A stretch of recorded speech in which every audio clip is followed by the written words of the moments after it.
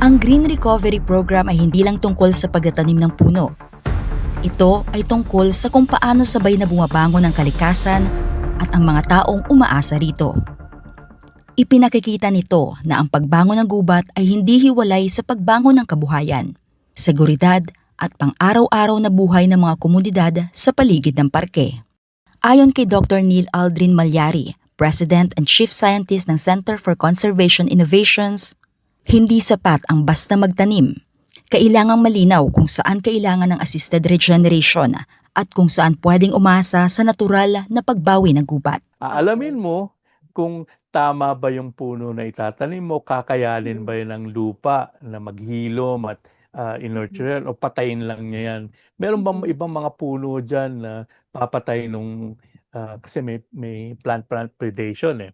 Apo. Siyempre, pag nagtalim ka ng puno, yung may mga natitirang gubat dyan, aba,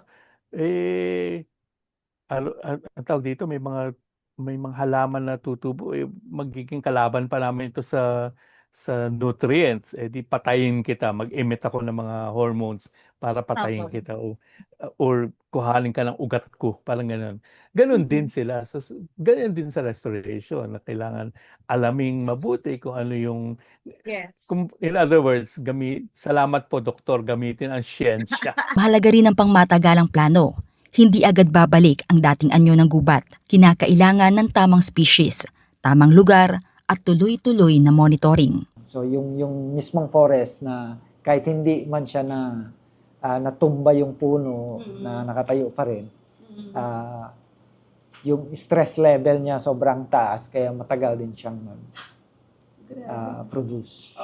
So yun yung isang hakbangin din namin na ang parke pala ay kailangan may reserve na forestry species. So, kailangan may nursery siya na hindi bababa sa 10,000 yung na meron. Kasi in case na may ganong pangyayari, hindi natin maisalba yung genetic makeup. Nung inassess naman namin ang area, kaya naman niyang after 2 years, kaya niyang, hindi mo kailangan magtanim. So, Kaya niyang isupply. Kaya niyang isupply kasi siguro dahil sa lawak din ng gubat at saka may mga dormant na mga seeds na hindi pa tumubo. So nang nagkaroon ng open canopy, so ito yung unang lumabas. So maraming regenerants na pwedeng mag-supply na hindi natin kailangan taniman. Para kay Teresita Austria, chairperson ng Sabang Seaferry Multipurpose Cooperative, ang pagbawi ng gubat ay direktang konektado sa kabuhayan. Nang masira ang mga puno at bangka noong Odeste, huminto ang turismo at naapektuhan ang mga mangingisda at bangkero. Kasi unang-una, ang pangunahing hanap buhay namin nakadepende sa tourism. So, although before the tourism, ang mga tao ay nasa magsasaka, sa farming and fishing. But nung nag-boom si tourism, nandito na kami.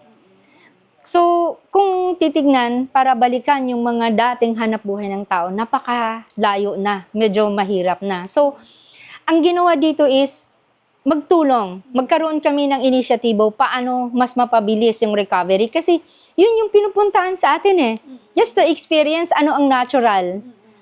Na makikita sa underground river. Then, ano ang contribution ng mga taong ito?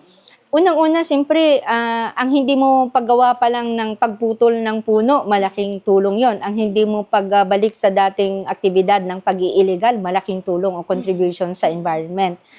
But this, naging aware kami na katulad lang sa ngayon, nakita namin ang baha mabilis. So, yung dating plano namin na dapat dito lang kami mag-maintain ng aming aktibidad for the rehabilitation or reforestation, we need to plan na mas matagal pa. Sa pamamagitan ng Green Recovery Program, nakibahagi ang kooperatiba sa assisted natural regeneration at sa pagbabantay ng mga lugar na nire-recover. Para sa kanila, ang pagprotekta sa gubat ay pagprotekta rin sa hanap buhay. Una, nagpapasalamat kami siyempre sa kabila ng mga hamon na dumaan sa Typhoon Odette.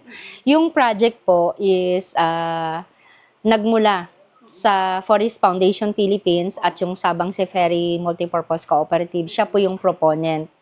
Then sa pamamagitan po nito, ang pinakapangunahing aktibidad is matulungang mapanumbalik yung mga nasirang ng Odette. So, aside from the members of the cooperative na ang primary livelihood nito ay nasa dagat, meron ho kaming participation in the community. Hindi lang po si Seferry, kundi in-involve pa po yung ibang mga CSO, yung civil society or yung IPS community na naging katuwang sa pag-implement ng ENR o yung Enhanced Natural Regenerance. Oo. Kasi para po may mga paraan na para mapanumbalik ng mas mabilis liban doon sa project pa namin ng yung graining program, natural graining program na nagmula sa DNR. Pero ang pinaka nauna talaga is itong 40 PPs RNP project namin na may specific lugar na ang basihan yung Green Recovery Program ni PPUR. Meron tayo sa Marifinas. Ang Marifinas natin, that's 200 hectares ang target area, and the Kabayugan is 100 hectares, and the Kayasan is 200 hectares. So doon sa 500 po yung target.